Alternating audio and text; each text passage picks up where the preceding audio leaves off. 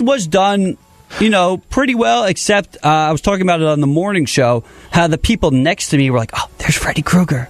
Oh, there's the Iron Giant. Oh, if you're a person that does that in movies, do us all a favor. Wait for the DVD, all right? Stop! I don't understand it.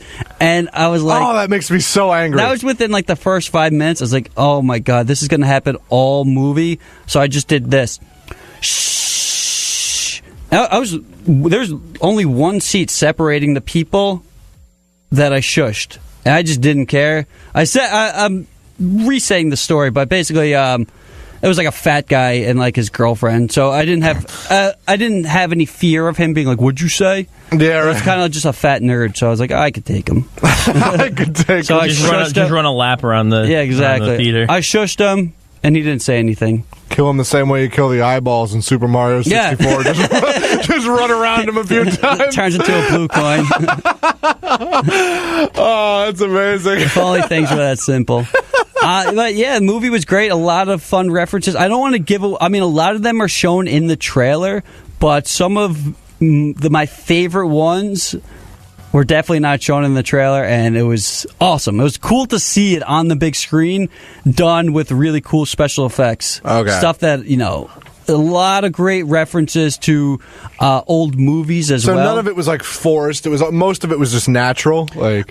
It's kind of like, a Who Framed Roger Rabbit, where, you're going to see the cartoons there. You're going to see video game references and movie references. It's just part of the world that you live in. It is what it is. And I enjoyed it. In the budget, I was looking at it. I was thinking, how much did this movie cost? Because it's got really good special effects, and it has to, I guess, buy the rights. I don't know how how it was done as to how they got the rights to each character.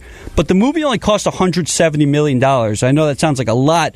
But for a movie, that's not a lot. It is, but it's not like, the top of the top. Yeah, these when you Avengers consider movies, the licensing. Yeah, some of these movies out today, like Justice League, was upwards of $250 million. So, it's, an $80 million less than some of these bigger movies. I think the reason for that is there's no big actors in this movie. The biggest actor is Simon Pegg, but he's kind of in a smaller role. Everyone else is either a newcomer or just, an unheard of actor, which is cool. Spielberg's real good at finding kid actors, and he's the best director of all time when it comes to directing kids. He knows how to get stuff out of kids that, just other people can't, like George Lucas when he tried to direct... Jake Lloyd. Yeah. Which is done terrible. Good times at that one. I actually just watched a Jake Lloyd interview from a few years ago. It was extremely awkward. I know he got arrested. Really? I want to say 2 or 3 years ago for jail, speeding. I don't know if he's in jail, but I know he definitely had a mugshot. So shout out to Jake Lloyd. Terrible, terrible actor. Oh, man. Really bad stuff. Really bad guy. You know what? Movie I just got to see over the weekend. What's up? What was that? I know it's an old movie at this point, but I was just really, really happy to see it again. Kubo and the Two Strings. Oh, that's an awesome movie. It was excellent. Yeah. Anybody who hasn't seen this movie yet, I was kind of I was preparing for Isle of Dogs, so I was kind of going through my. It's got the same type of feel to it. Yeah, it's a very artsy movie. It's entirely claymation, and it is just an absolutely brilliant movie. Yeah, that was definitely my top 5 from last year. 2016? Yeah. Yeah, that movie was great. It was definitely one of my favorite movies I've ever seen. Yeah. Just because it was really sweet.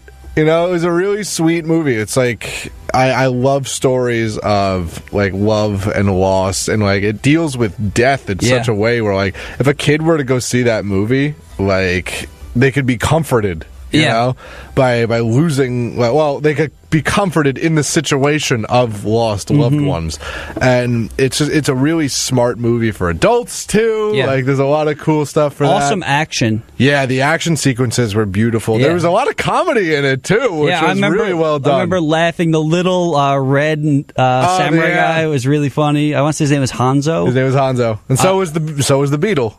So, Oh yeah. but well, we find that out later. Yes. That's kind of the big plot twist. Yeah. So, I erase that from your memories if you plan to see that movie. Definitely check it out. I think it's on Netflix. It is on Netflix, and that's where I saw it.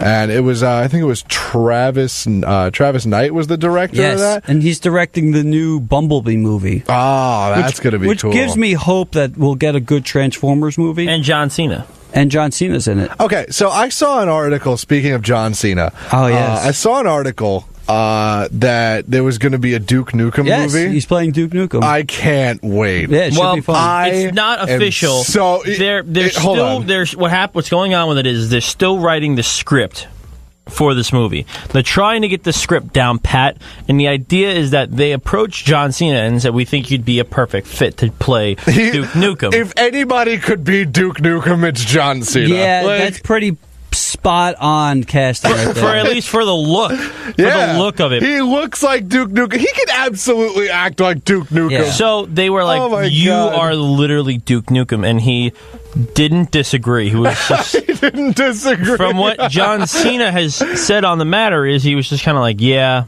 I you know what? You're on to something there. I don't know. So, he'll have to switch the voice, obviously, because he's got more of a high-pitched voice. He'll have to go a little deeper on his voice. Nukem. There you go. Maybe we can get Colton to dub it over. Yeah.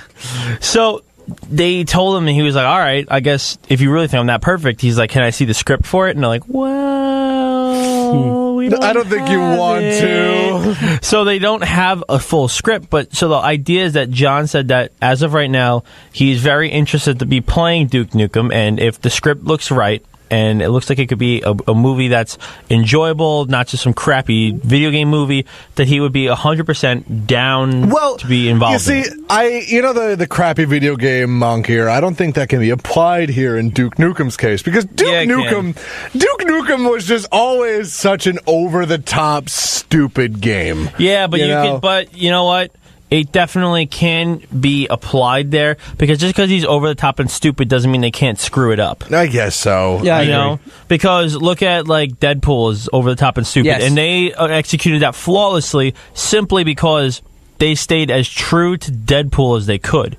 It's very hard to stay true to Duke Nukem. What do you mean it's hard to stay true to Duke Nukem? He's like... In today's culture, it's going to be very hard for him to be okay with it, because Duke Nukem is the character that cuts through people with a chainsaw, then he shoots a couple of people, then he goes to a strip club and hangs out with a 3D pixelated stripper. But that's literally Deadpool, though. They could be done. No, it absolutely could be done. He's just a more buff American Deadpool. But he's a more in-your-face about it guy, and he's very... Deadpool's pretty in your face. But like, I don't know, I just think it just... Deadpool did it in a way where it's like, oh, Ryan Reynolds is doing it. Ryan Reynolds is a cool guy. Ryan Reynolds is all right. People are going to see John Cena is Duke Nukem, and people are going to be like, John Cena is just John. All right, it's John Cena. They're going to see it and be like, I just hope the PC police don't get over this movie. That's what you have to hope. It's Duke Nukem. If anybody knows the source material of Duke Nukem, they're gonna take it lightheartedly, because they're not trying to push what Duke does. Like, Duke does as Duke does, and it's the PC police get to everyone, Colton. Yeah, they do. I know. Maybe there could be a female Duke Nukem. Dukette. Yeah, let's do that. Who could play Dukette? Melissa McCarthy? Well, whoever could play... Yes, I want to see that. No, please, no. I was going to say, whoever could play Dukette would also have to play, like, if they did another Mortal Kombat movie. Nothing beats Mr. Plinkett. Dukette would literally just be Cassie Cage. Yeah. But nothing beats Melissa McCarthy for a second from the Ghostbusters movie, Mr. Plinkett. I let all of my actors take liberty with their script, and she's like, "You're a poopy head." It's like, that's what you came up with. You were given liberty. Well, definitely watch Red Letter Media. I watch all their stuff. They have so many great shows on that network. I just found Mr. Plinkett. I'm not a big Plinkett fan, but like Plinkett's the best. From time to time, he hits things right on the head. Star Wars Episode 1, The Phantom Menace is the worst thing created by a human. I don't know what it is about that line. It makes me so happy. It's true. It is true. But oh my God, that channel is off the chain. Like, it's insane. It's amazing. Some of the things they do is just absolutely incredible. Oh, like, how do they get away with it? They have a bunch of other good shows on there. They have this show called Best of the Worst, where they pick 3 movies, like 3 really bad VHS movies from like the 70s and 80s, and they watch them and they review them. And that's definitely my favorite show on the channel. They also have Mr. Plinkett's reviews. Then they have a show called Re-Review, where